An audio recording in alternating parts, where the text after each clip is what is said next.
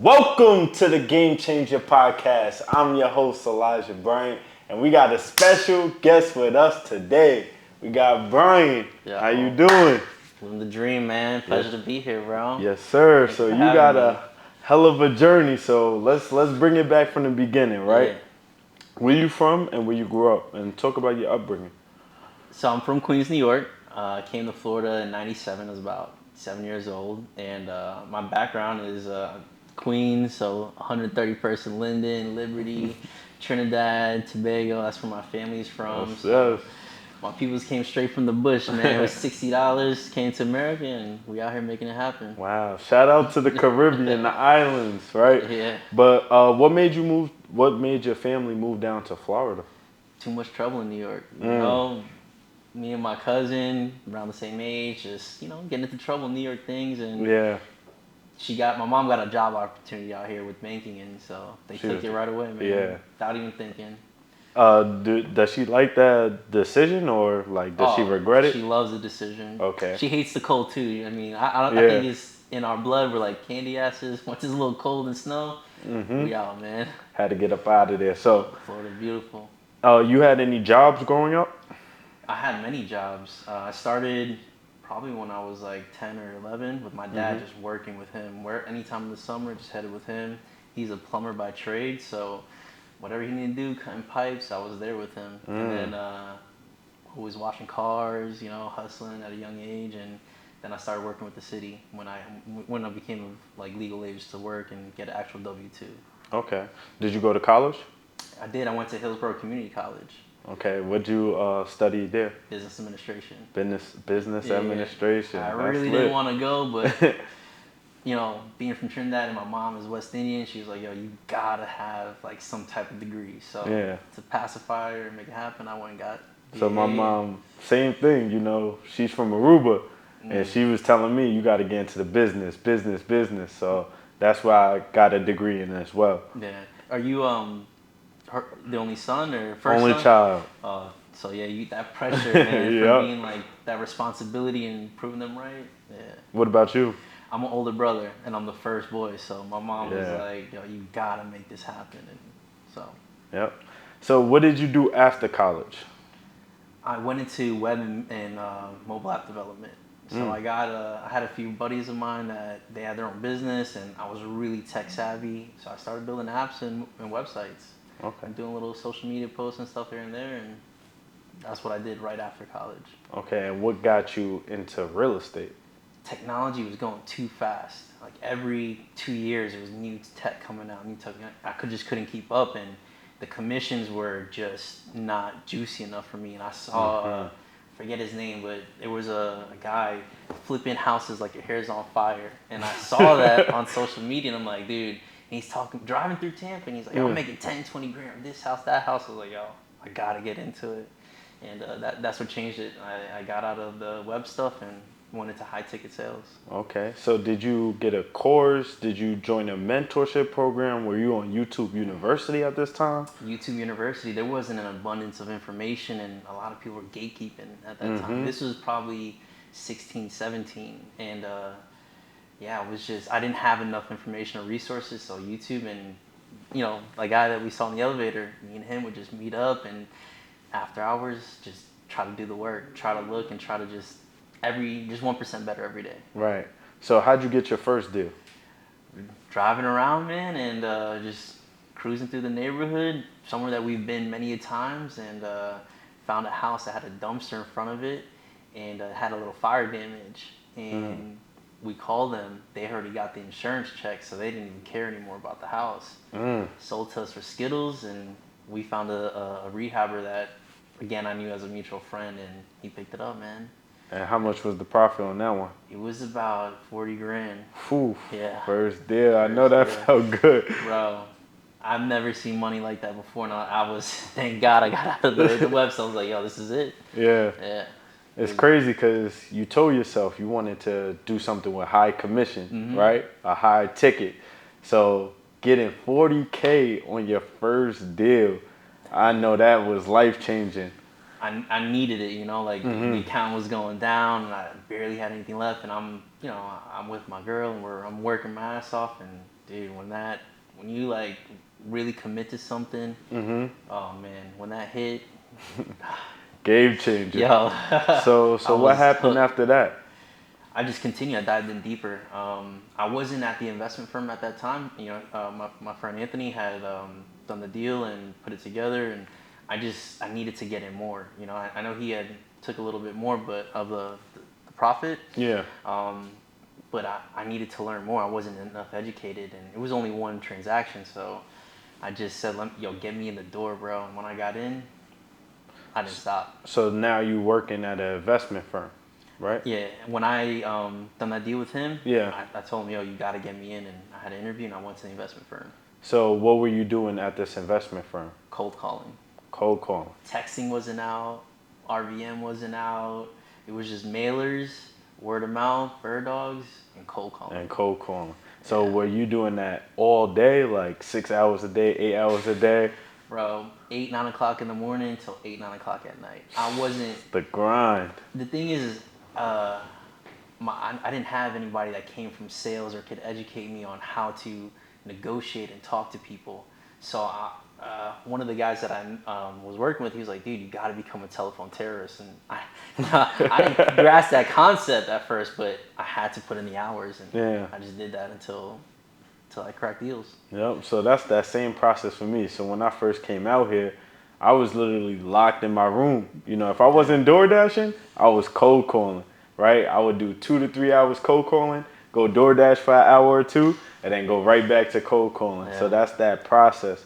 So with you cold calling, what was happening during this time? Were you getting deals? Was it like slow for you? Oh, it was slow. I probably didn't do another deal for probably about 5, 6 months or so. Wow. Yeah, just because I couldn't grasp the sale process. I didn't understand it, and I didn't understand how to talk to people. But put in the time, put in the reps, and I'm seeing other guys across me, Closing deals. killing it. And I'm like, Yeah. all right, dude. One of my friends told me, he's like, everybody has their time in the limelight. So I just stuck with that. And I was like, okay, my time will come. Whatever it is, it'll come. Yeah. I'll just keep grinding until then. That's lit. So when it did come like shortly after that, or was it like a year later? No, it was 6 months, and I found a guy. Well, he walked through the door. Just so happens, right? You know, the way the universe works, and he helped me with sales. He was older and he didn't know technology, but I knew the tech stuff. He knew the sales stuff. So when we joined forces, Ooh. it was the dynamic duo, man. We were just closing deals left and right. Do you have any sales tips you could give the viewers that you learned from him? For brand new stuff, or like, you know, experience. Brand new or experience? Oh man, just find out what's closest to the money and work that. What do you mean by that? You got to find out what's closest to the money, closest to getting you paid, right? Because you could have 10 deals, but that 10 deals, they all fit in a certain timeline. You got to find the one that's closest to the money and just work that customer service and work that. You always want to be closest to the money. Yeah. And that's what he taught me. It was just being tenacious and don't stop. Pick up the phone, call them, and just work the deal, man. I like that because you know what's crazy? So we had a deal last month, right? We agreed on the price. This is probably around a 20K profit. The seller kind of got cold feet, went ghost on us. So what I did was I sent them the contracts through DocuSign. Yeah. So in DocuSign, you could send that reminder. Yeah. So the month later, I sent that reminder, and I just randomly get an email of them opening it.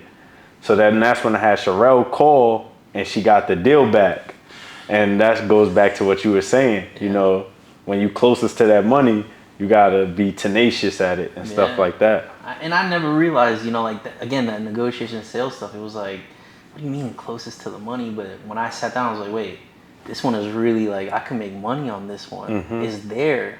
I just gotta pick up the phone and talk to the guy. And most people, you know, especially today with technology, you want to shoot a text, you want to do that. You know, it's easy and convenient, but man, just picking up that phone and talking, building that relationship with him, that squeezed me the most juice. Yeah, and that's usually who the sellers sell to, the ones that actually connect with them, instead of just texting them behind the keyboard. Yeah, it works, you know what I mean? Yeah, it do. I love those deals that it's virtual. I've never even have to talk to them, especially land. Like, bro, I mean, I've never even seen the land. I've never even driven past it. I have no idea. I could probably forget the address, but I remember the seller more importantly. Right. And the deal. So let's talk about a land deal. Yeah. Which one? Like the one I made the most profit on, or the one I most recently did? Most recent first. All right. Well, it's kind of both. This deal I had in South St. Pete, I had cold called the seller, and it was about a house. And you know, he was very open, and he was going through some medical stuff.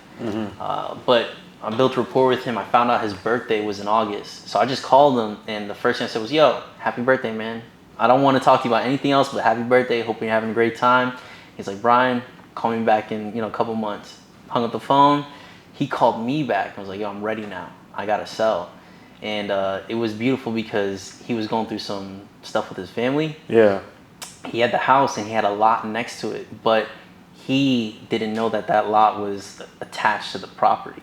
It was just like, yo, I have an extra lot. It's an oversized lot. So when I was doing diligence, he was selling to me just the house. And when I went through, I found out that, hey, all I got to do is take 2.5 feet from this one parcel and move it to the next. And I got myself double lot. And this is during COVID time, right? So like last year. Yeah. And when I did that, I got the house for 110. It was worth 300. I just got it appraised like maybe 2-3 months ago. It's worth 300, and then the lot itself during COVID was worth 100. Today is probably worth about 80. That's wild. Yeah. So you just got 80,000 of equity just because the seller wasn't informed, or they didn't know. They just didn't know. And that's why I'm telling you, this is why I love this game, because we go through these situations all the time. Yeah. You know, there's people that bought lots for $1,000, right? $1,000, but now it's worth 90. So when you give them an offer of 75,000, that don't sound bad. No. Right?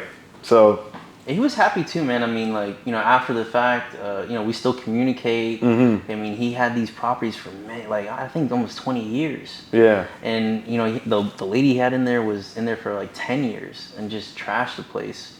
But he was happy because I got him the money that he needed to go help his family.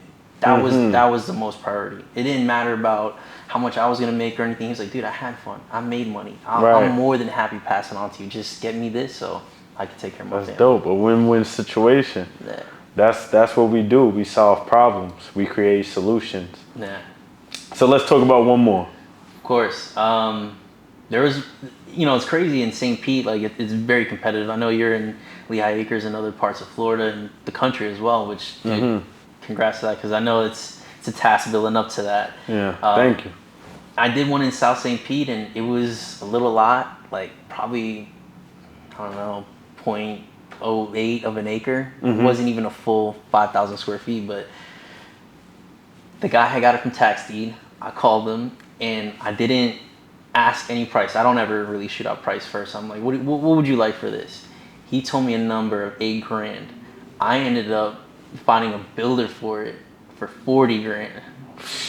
So it was $32,000 profit. I just ended up double closing on it real quick. And the thing is, my house is in St. Pete. My rental properties are in St. Pete. Yeah. Bro, I don't even drive next to that lot or anything. I've never seen it. I've never been to it. And completely virtual right here in our own backyard. That's crazy. Did you text them or Coco? Was this a Coco lead? No, we texted him first, and he was like, yeah, I'll think about it. Yeah. He had got it from a taxi. So once we texted him, and then we jumped on the phone. That's what's up. 32,000 profit, man. Yeah, I was ecstatic about it too, because I didn't want to leave the computer, and for him to be able to be like, to shoot out the price of 8 and then to get the builder, oh man, that was beautiful. So what would you, because I know you wholesale houses, you did land. So what would you say is the difference between the two? I think land is more virtual. I mean, you definitely more hands off. I mean, you really don't even have to go to see any of the land. The houses, it's a tougher task. Yeah. You've got tenants, you've got situations, and typically there's a stigma with the houses that these guys owned it, they know it's worth some money, versus the land, it just costs them more. They're paying taxes on it, they got to maintain the land, and then to develop it is going to cost them money. Yeah. So where the house is like, hey, I could just, most guys could be a slumlord and just rent it out. The land is like, you know, they have no attachment to it. No attachment. I like that description of the two. You know, so you do new builds as well. Yeah. So let's talk about that process. First, what inspired you to get started into doing that?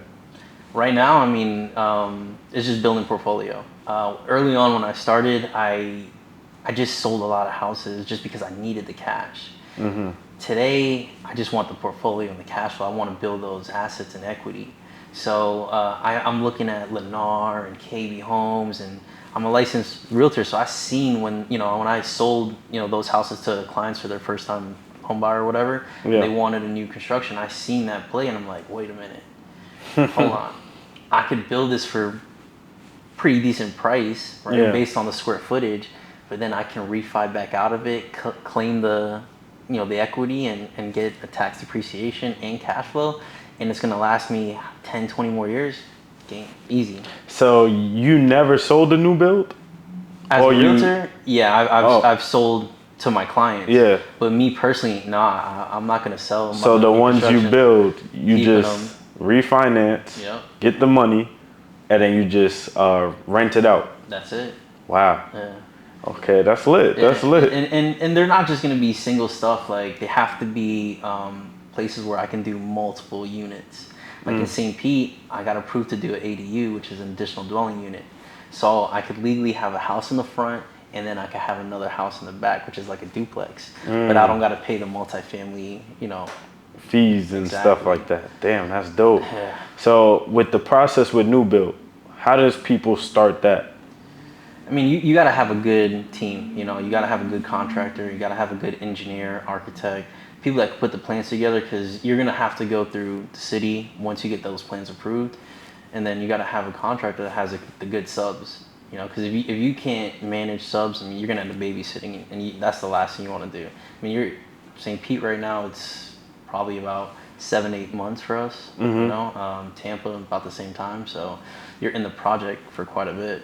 Gotcha. Did you have a mentor when you first started this? My uncle actually was in Orlando, and I call him all the time. He came here, like I said, with $60 in his pocket, just working on houses.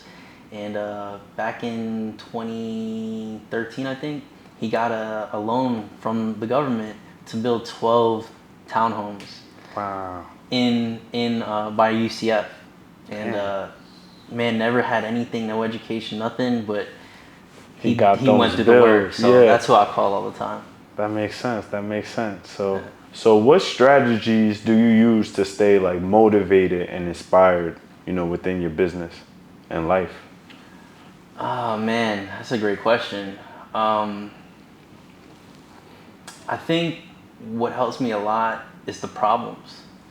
The reason why I got into this business was my parents had gone through some real estate problems themselves, and they didn't have a solution. So I really wanted to tap into that.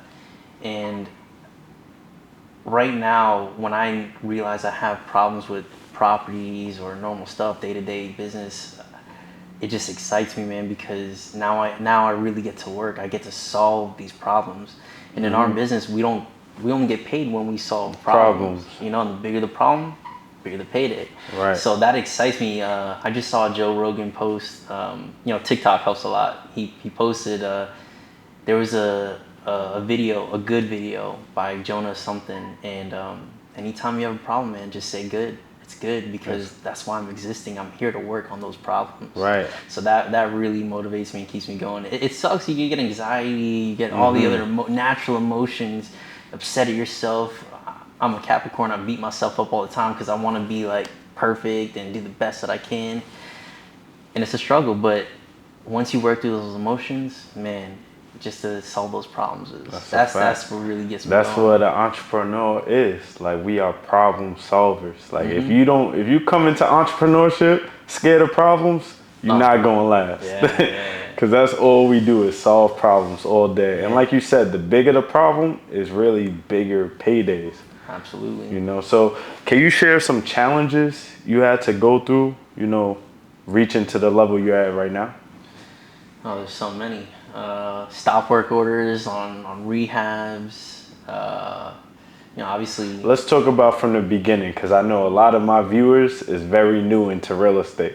So what were some challenges in the beginning? Just making the calls, man. Finding how to navigate the conversation, not understanding how to really speak to a seller or speak to a buyer. You know, stupid stuff that I did. You know, when you're blasting out emails to your builders and stuff, I didn't do BCC. I ended up doing a CC, closed copyright, right? Or I was CCing them. Yeah. And I sent it to all the builders. I'm like, oh man, that was embarrassing, bro. Yeah, that happened to me one time too. Yeah. And one of my boys, he was like, yo, thanks for the buyers list. And, you know, what can I say? Right. Good luck, man. Dang. So that sucked. And then negotiations, not negotiating right. You know, you have to listen to the seller, really listen and understand. You know, what are they trying to accomplish? What do they want to do? I remember I was training somebody and I told them, hey, look, this is what you have to do. This is how you have to say it to the T. They thought they knew better. Bro, we lost 11,000 on a deal just because of one miscommunication. That sucks. You know, I mean, we work hard to get these deals. Yeah. So like to be able to lose that, it just hurt. Right. So what was like a proud, fulfilled moment within this real estate journey so far? Like what was one of your most proudest moments? I would say one of the ones the deal that I just did with the lot, that was really, really good. But another one that stands out the most is that I had an offshore investor, and this is the first time I've ever done something like this. I had a property, a seller wanted to sell it, but it was too expensive to wholesale, but it fit. I had it at the right price where we could buy it and fix it and flip it, but I just didn't have the capital. So you know, how do I find the money? So I found a private money lender offshore. He gave us the funds, and I was so scared because now I got someone else's money. I have no idea what I'm doing. I'm now getting contractors, subs. I stepped out of the box of wholesaling on this one particular deal, and the risk was so high. But when we closed on it, man, and I got that check in my hands for 30 grand, I was like, I did it. And then I made him money, bro. Yeah, that's the best feeling. When you make somebody else money, that shit feels good. Yeah. I used to lay in bed at night and I'm like, dude, if I don't get this guy's money, if I don't make him back, what am I going to do? You know, all these thoughts go through. But when it closed, man. So how do you handle like that anxiety of risk taking? Because we are risk takers, right? So how do you handle that anxiety? Do the work, man. Just keep doing the work. You know what I mean? Go to the gym, go for a run, go for a walk. I like to go for a drive, you know, like I drive for dollars, found that deal. I like to go for drives and just clear my mind. There's no way of cheating. You're going to get those feelings. You're going to feel that. And you got to ride it. You know, this business is like a roller coaster. You're going to have tons of ups, tons of downs. Just ride it, man. What does your team look like today? I've got 2 VAs in the Philippines right now. And then I've got 2 guys that I'm doing construction with that I'm partnered with. One I'm focused with mostly. The other one is a GC that I'm building that relationship with. And then I have 2 other partners that we're focused on going vertical. Okay. How do you handle the balance of work and just life, your personal life? This is my life. You know, working, I you know, like I told my fiance, this is just what I do. You know, this is my hobby. You know, I love real estate. Like I love developing. I love, you know, putting pieces together and trying to figure out how to, you know, not like finesse or finagle, but how to actually understand the system and work it. So I mean, I think about that all the time, man. So that's something I do consistently. What advice would you give your 18-year-old self? Just get started, man. Find that mentor that you ideally want to be like, and just work with them. Find out how you can get there. Because I you know, a part of this journey, you do got to do a lot of like healing from yourself. There's a lot of stuff that we experienced in our childhood that no one really tells you about, that you didn't feel or you didn't know, and you got to work through those emotions, and it'll help you in business. So I told myself that if I was 18, just get started, man. Go get into real estate right now.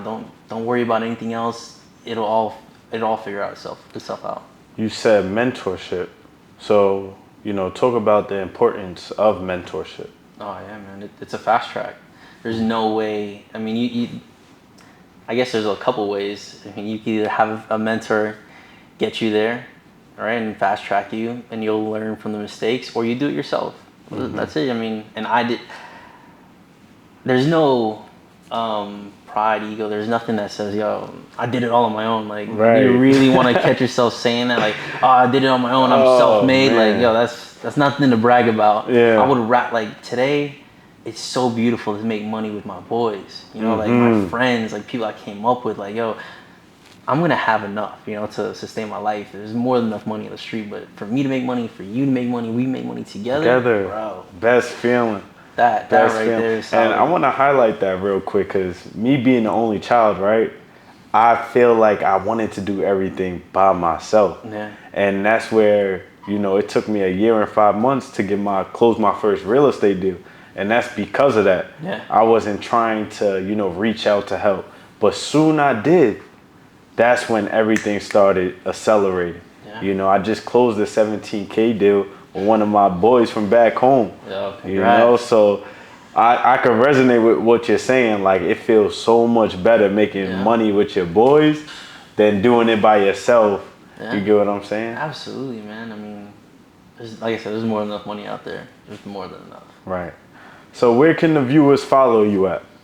I'm on Instagram. You can find me, Bryan, REI. I really don't post that much or out there, but hey, tap into my DM or give me a call. I'm open. I'm out there.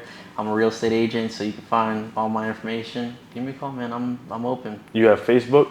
Yeah, I'm on Facebook too. Okay. Yeah. So make sure y'all tap into Bryan, man. He's a realtor, so if you need help listing, if you need help with comps, if you just need advice, make sure y'all tap in with him. And if you guys want to join my free land flipping class, I do them every Thursday at 7 p.m. Eastern.